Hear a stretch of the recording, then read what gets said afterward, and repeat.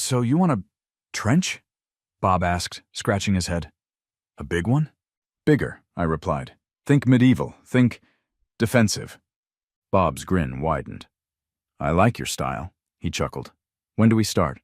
The tranquility of my backyard, usually a sanctuary of shimmering turquoise, and the happy shrieks of children splashing in the pool, was shattered by a single, brightly colored flyer. It was taped to my mailbox, a jarring splash of orange against the serene backdrop of my carefully curated flower beds. Attention residents, it proclaimed in bold, blocky letters. New HOA regulation, prohibition of swimming pools. I snatched the flyer, a knot of unease tightening in my stomach. Swimming pools? Banned? It seemed preposterous. My pool, a sparkling oasis of chlorinated bliss, had been a fixture in my backyard for years. It was more than just a pool. It was the heart of my summer barbecues, the site of countless neighborhood pool parties, the source of endless joy for my family. It was my pool, a perfectly maintained, aesthetically pleasing, if I did say so myself, addition to my property. I scanned the flyer, my confusion growing with each line of bureaucratic jargon. The HOA, under the newly appointed leadership of one Karen McDictator, yes, that Karen, had decided that swimming pools, both above ground and in ground, were unsightly and disruptive to neighborhood harmony. They were, the flyer declared, incompatible with the desired aesthetic of our community. I scoffed. Neighborhood harmony? My pool had created neighborhood harmony.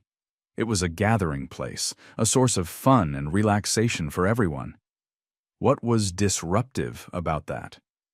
The fine print, however, was even more infuriating. The new regulation wasn't just about preventing new pool installations. It specifically targeted existing pools. Homeowners were ordered to remove their pools within 30 days or face hefty daily fines.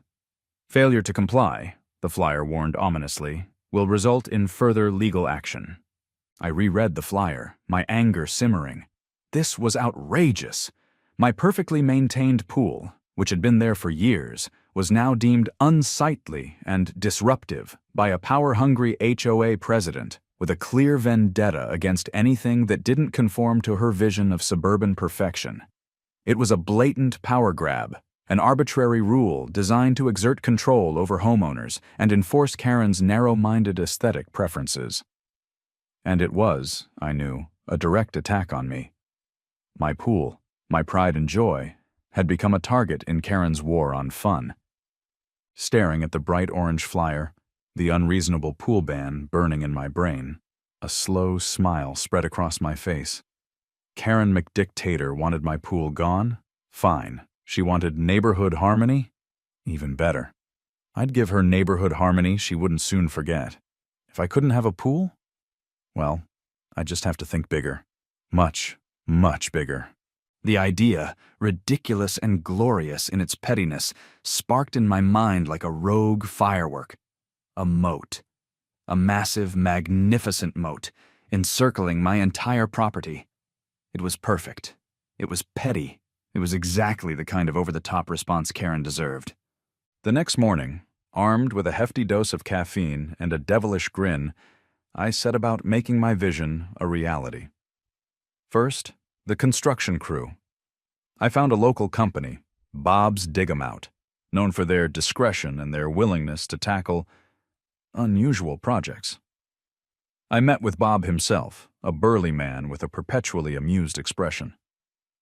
So you want a trench? Bob asked, scratching his head. A big one? Bigger, I replied. Think medieval. Think defensive.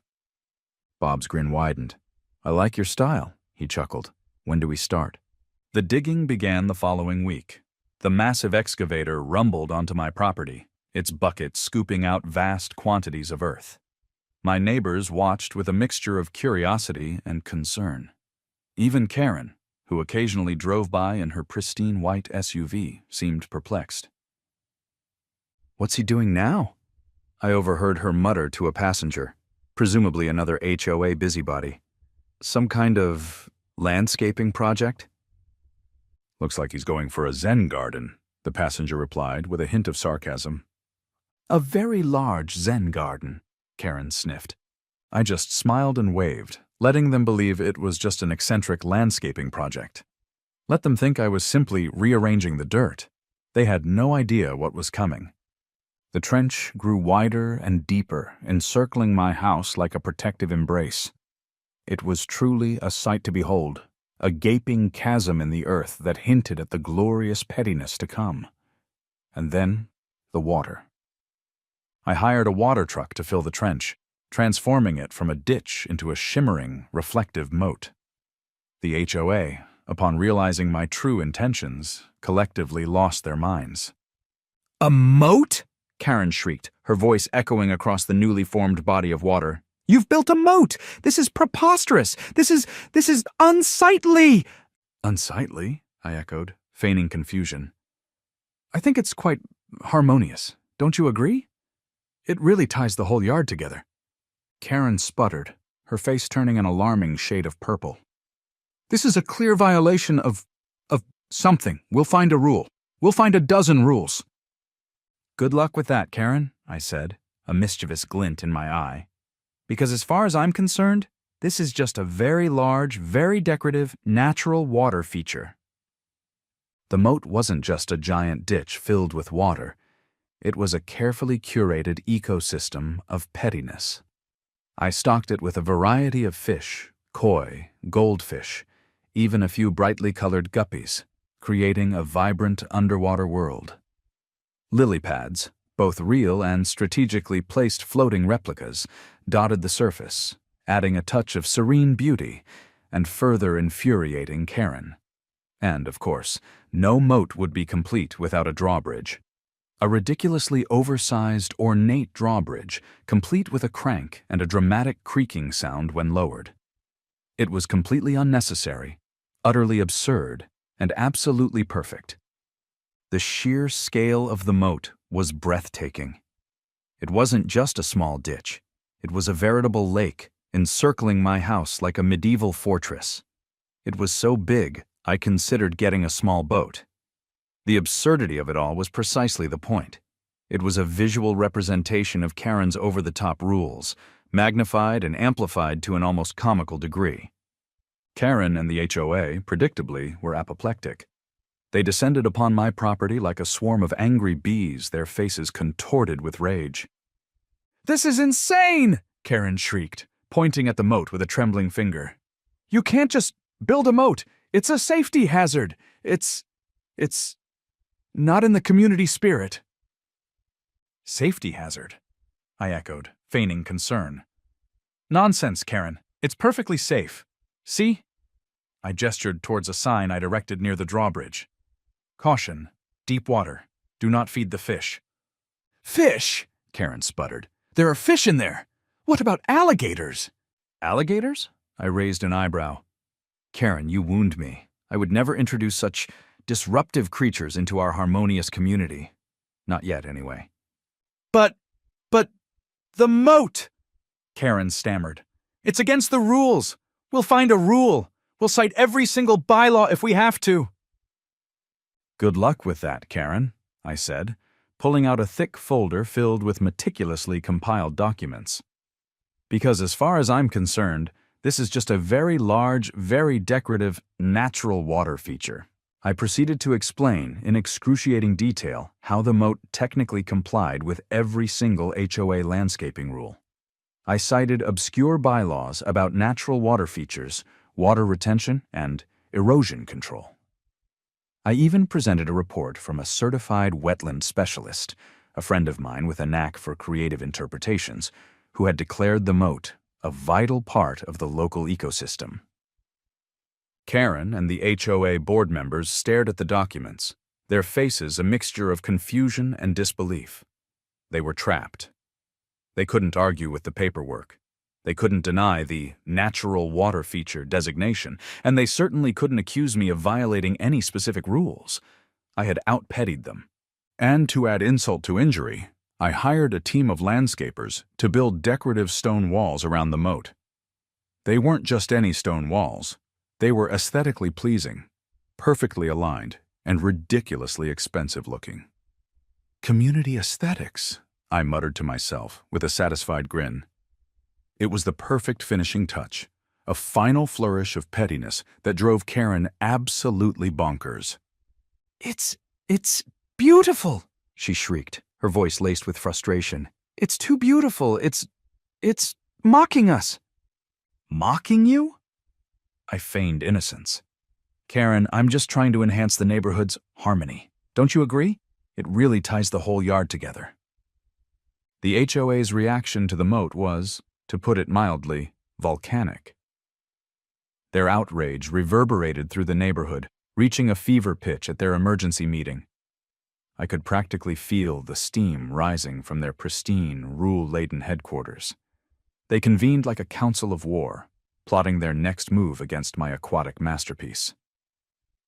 I imagined Karen, red-faced and sputtering, banging her gavel and demanding my immediate moat removal. But their frantic attempts to find a loophole, a bylaw, anything that could force me to drain my glorious creation were met with the cold, hard reality of my meticulous planning. My natural water feature was airtight. They were trapped in their own bureaucratic web, tangled in the very rules they so gleefully wielded against others. Their powerlessness was delicious. But I wasn't content with merely outsmarting them. I wanted to escalate the pettiness to truly legendary levels. Enter the Caution Live Alligators signs. I strategically placed these ominous warnings around the moat, complete with cartoonish alligator illustrations and bold red lettering. The signs, of course, were entirely fabricated. At this point, the moat was populated only by harmless koi, guppies, and the occasional lily-pad-nibbling goldfish. But the HOA, particularly Karen, was already primed for paranoia. The mere suggestion of alligators sent them into a full-blown panic. "Alligators!" I overheard Karen shriek to a fellow HOA member during her usual drive-by surveillance of my property. "He's put alligators in the moat? That's it. This has gone too far." "But are there actually alligators?" the other HOA member asked nervously. "Of course there are alligators!" Karen huffed. "He's trying to intimidate us. He thinks she's so clever." Karen, driven by her suspicion and a burning desire to catch me in the act of, well, having alligators, decided to take matters into her own hands. She arrived at my property, clad in her usual power suit, which seemed a bit overdressed for moat inspection, but who was I to judge, determined to inspect the moat herself. I watched from my window, a mug of hot chocolate in hand, because what's a bit of petty revenge without a cozy beverage? As Karen cautiously approached the drawbridge. She peered over the edge, her nose practically touching the water, searching for any sign of reptilian menace. "There's nothing there," she muttered to herself, her voice laced with disappointment. "He's bluffing." Just as she straightened up, convinced that her alligator fears were unfounded, the drawbridge, which I may or may not have subtly loosened earlier, gave way with a dramatic creak. Karen, caught off guard, yelped and tumbled headfirst into the moat. The splash was magnificent.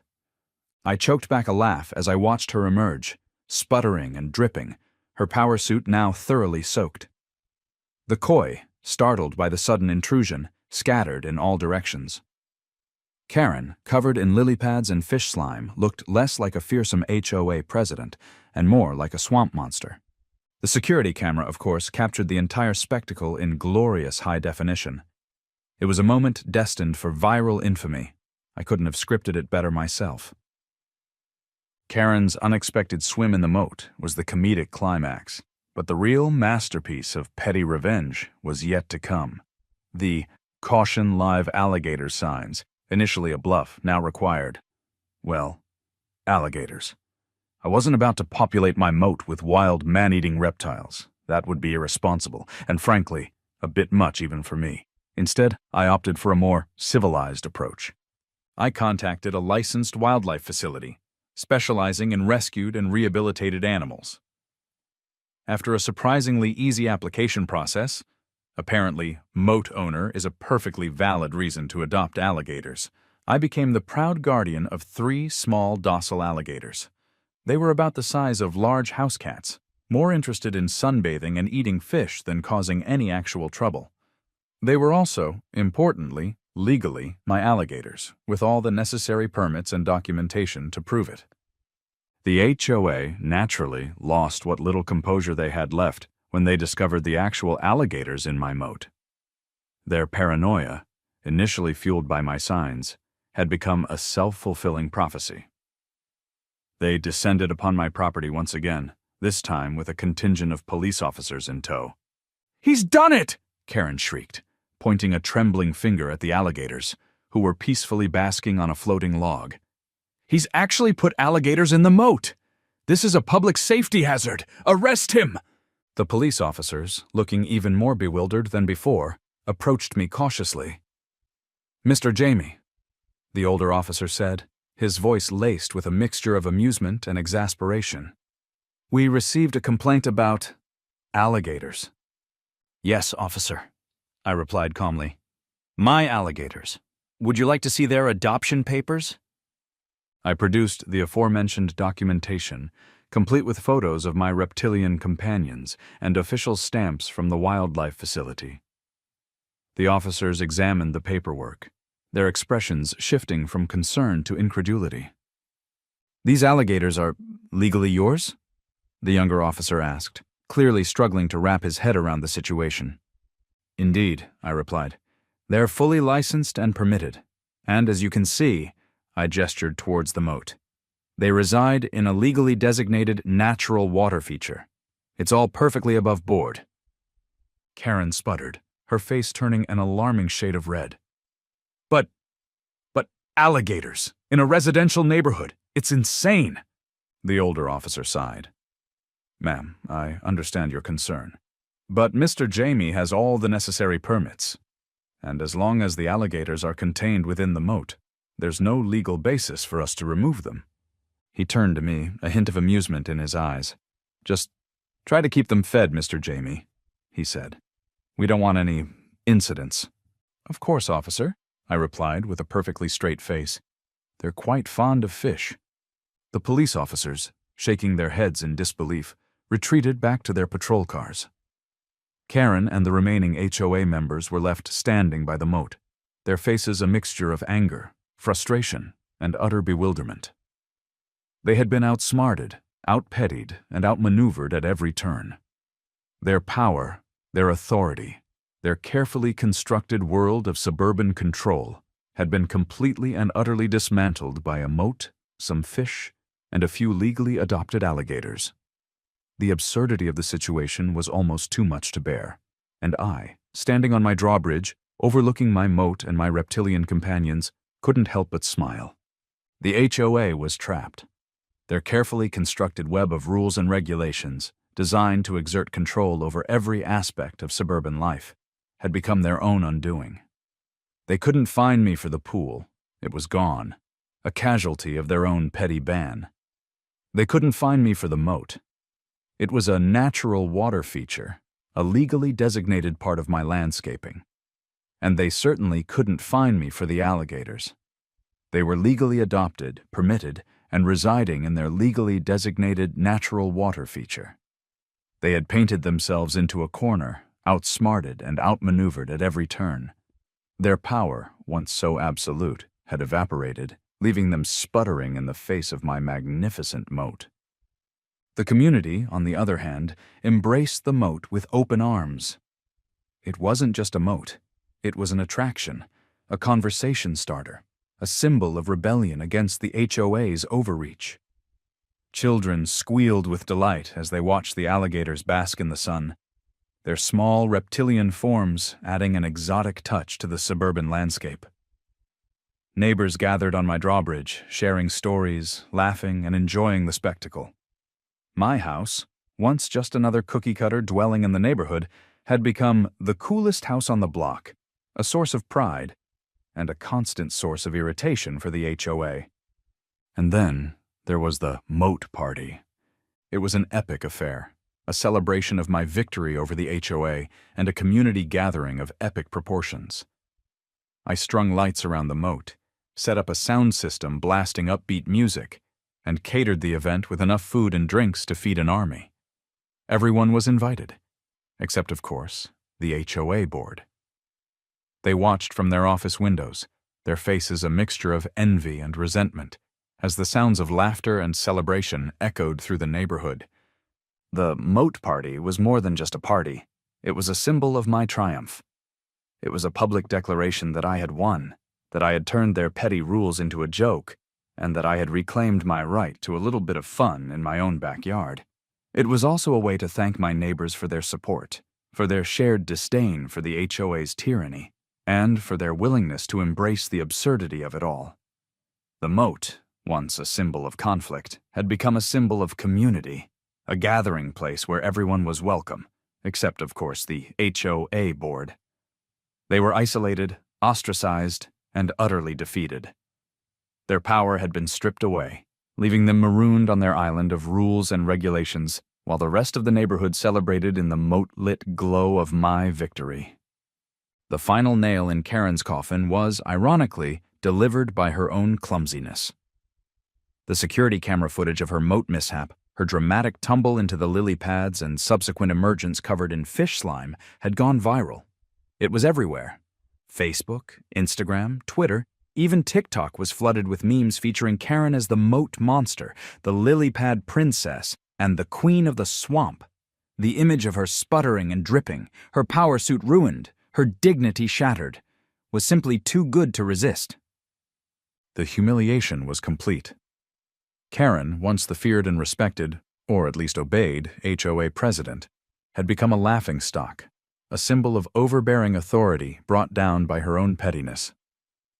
She couldn't show her face in the neighborhood without being met with snickers and whispers. The HOA meetings became a source of amusement, with residents openly mocking her and quoting her most ridiculous pronouncements. The pressure was too much. Karen, already reeling from the public ridicule and the HOA's complete and utter defeat, finally resigned. Her resignation letter, a terse and bitter document, blamed personal reasons and community negativity for her decision. But everyone knew the truth. Karen McDictator had been dethroned not by force, but by a moat, some alligators, and the power of the internet. And as if to add insult to injury, I, emboldened by my victory and fueled by an endless supply of petty inspiration, decided to take things one step further. I commissioned the construction of a tiki bar. Not just any tiki bar, but a floating tiki bar, complete with thatched roof, colorful stools, and a bartender who specialized in tropical drinks. It was positioned in the middle of the moat, accessible only by a small, equally ridiculous rowboat. It was the ultimate act of defiance, a final, flamboyant middle finger to the HOA and their rules. They couldn't touch me. They couldn't find me. They couldn't even complain. I had outsmarted them, outmaneuvered them, and outpettied them at every turn. My moat, once a symbol of conflict, had become a symbol of freedom, a testament to the power of creative pettiness. From that day forward, no HOA rule was ever enforced against me again. The moat remained, a shimmering, alligator-infested oasis in the heart of suburbia. It became a legend, a story told and retold in the neighborhood, a reminder that even the most overbearing tyrants can be brought down by a well-placed moat and a healthy dose of humor.